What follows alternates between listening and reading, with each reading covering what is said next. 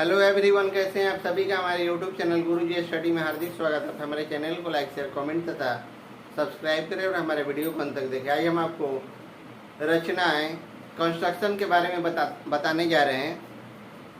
Construction आपका chapter 11 है। Chapter 1 से चैप्टर 10 तक हम आपका सभी क्वेश्चनों का वीडियो आपको हम पहले दे चुके हैं, जिसका लिंक आपको डिस्क्रिप्शन या प्ले लिस्ट में मिल जाएगा।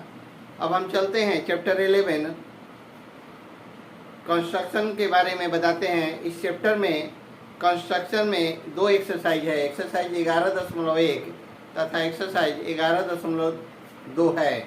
एक्सरसाइज 11.1 में त्रिभुज के बारे में पढ़ना है तथा एक्सरसाइज 11.2 में वृत्त के बारे में पढ़ना है। एक्सरसाइज 11.1 में टोटल 7 क्वेश्चन है, जिसमें से हम 6 क्वेश्चन 1 से 6 क्वेश्चन तक का वीडियो आपको हम पहले दे चुके हैं, जिसका लिंक आपको डिस्क्रिप्शन या प्ले लिस्ट में मिल जाएगा। अब हम चलते हैं क्वेश्चन चैप्टर 11.1 के क्वेश्चन 7 के बारे में। सबसे पहले हम एक्सरसाइज 11.1 के कुछ रचनाएं समझ लेते हैं। एक्सरसाइज 11.1 में त्रिभुज रहेगा और इसी त्रिभुज के सिमिलर एक त्रिभुज आपको बनाना होगा। एक त्रिभुज आपको बनाना होगा। जैसे आपका एक त्रिभुज है, यहाँ ये आपका एक त्रिभुज हो गया, जिसमें अंश बटा में हर है। अंश आपका 2 है और हर आपका 3 है। अगर हर बड़ा है और अंश छोटा है, अगला नया त्रिभुज का निर्माण त्रिभुज के अंदर होगा। नए त्रिभुज का निर्माण त्रिभुज के अंदर होगा। इसी तरह अगर कोई त्रिभुज है, जिसका अंश आपका बड़ा है और हर छोटा है, जैसे अंश 3 है और हर 2 है, अंश बड़ा है तथा हर छोटा है, तो त्रिभुज के बाहर, इसी त्रिभुज के बाहर अगला त्रिभुज का निर्माण होगा। नया जो त्रिभुज का निर्माण होगा बाहर होगा। कहाँ होगा? बाहर आपका होगा अगला नए त्रिभुज का निर्माण। अब हम चलते हैं क्वेश्चन 7 के बारे में। क्वेश्चन 7 भी इसी कॉन्सेप्ट पर बनेगा। चलते हैं एनसीईआरटी मैथ क्लास 10 एक्सरसाइज 11.1 के क्वेश्चन आपका है 7 के बारे में। क्वेश्चन 7 आपका क्या कह रहा है कि एक समकोण त्रिभुज की रचना कीजिए, जिसकी भुजाएं कर्ण के अतिरिक्त 4 सेंटीमीटर तथा 3 सेंटीमीटर लंबाई की हो। कर्ण के अतिरिक्त 4 सेंटीमीटर तथा 3 सेंटीमीटर लंबाई की हो। फिर एक अन्य त्रिभुज की रचना कीजिए, जिसकी भुजाएं दिए हुए त्रिभुज के संगत भुजाओं की 5/3 गुनी हो। दिए हुए त्रिभुज के संगत भुजाओं की 5/3 गुनी हो। अब देखिए हम इस क्वेश्चन का हल कैसे निकालते हैं, रचना हम कैसे करते हैं। सबसे पहले हम BC 4 सेंटीमीटर का एक रेखाखंड खींचते हैं। BC 4 सेंटीमीटर का, यहाँ हो जाएगा आपका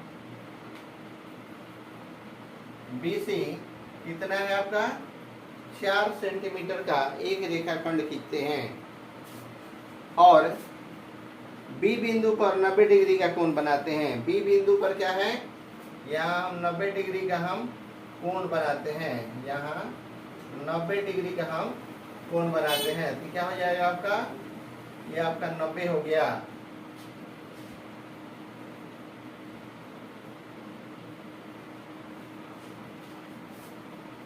अब B से BA 3 सेंटीमीटर खींचते हैं। B से यहाँ BA जो हो गया, ये आपका 3 सेंटीमीटर खींचते हैं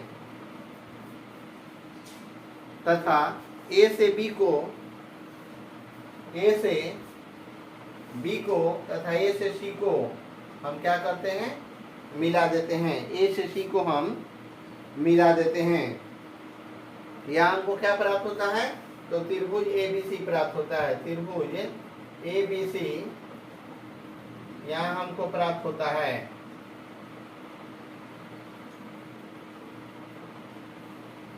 अब हम करेंगे क्या कि BC के नीचे एक न्यून कोण CBX खींचते हैं। BC के नीचे एक न्यून कोण CBX खींचते हैं। रेखाखंड BX को 5 बराबर भागों में बांटते हैं। रेखाखंड BX को हम क्या करते हैं, 5 बराबर भागों में बांट देते हैं। तो 5 बराबर भागों में यहाँ B है, यहाँ हो जाएगा B1, यहाँ आपका हो जाता है B2, यहाँ B3 और यहाँ B4 और यहाँ हो जाता है आपका B5। 5 बराबर हम भागों में बांट देते हैं। अब हम क्या करेंगे, B3C को मिलाते हैं। B3 यहाँ है B3 और यहाँ हम C को मिला देते हैं। B3C को मिलाते हैं। अब बिंदु B5 से B3C के समानांतर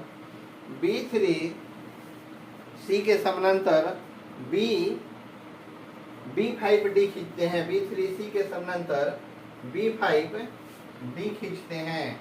यहाँ हो जाएगा B5D। अब हम B5D जब हम खींच देते हैं तो BC को बढ़ाने पर D बिंदु पर काटता है। BC को बढ़ाने पर यहाँ D बिंदु पर आपका क्या है, काटता है। D बिंदु पर बिंदु D से AC के समानांतर एक हम क्या करते हैं, ED खींचते हैं। E और D खींचते हैं। ED आपका खींचते हैं, जो AB को आगे बढ़ाने पर E पर काटता है।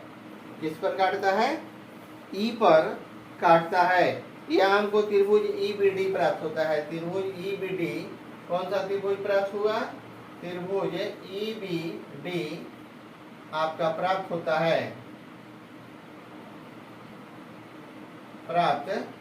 है। यहाँ एंगल B बराबर आपका 90 डिग्री भी है। एंगल B बराबर आपका 90 डिग्री है।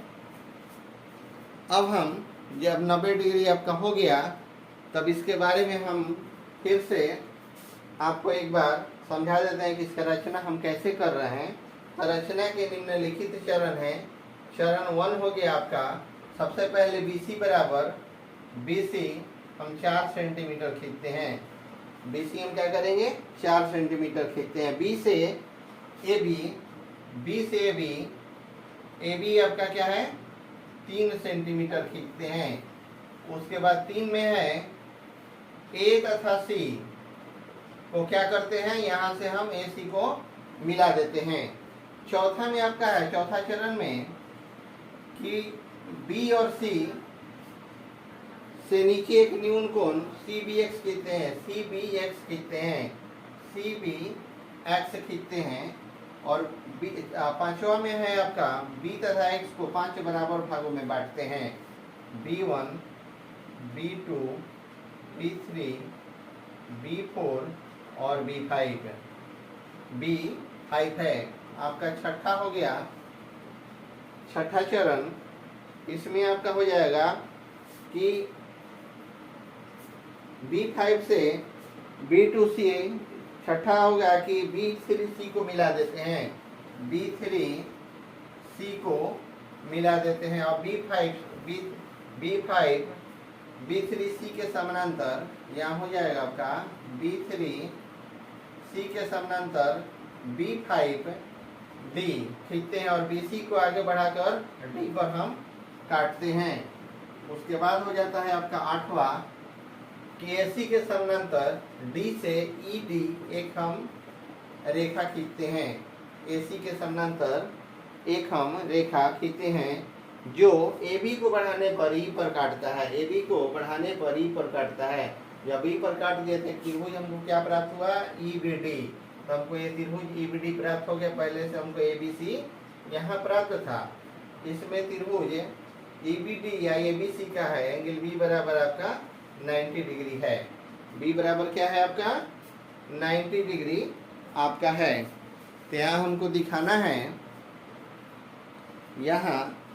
है कि त्रिभुज EBD त्रिभुज ABC का ABC का क्या है 5/3 गुनी है, 5/3 गुनी है। यही आपको क्या करना था, रचना करना था। 5/3 गुनी है।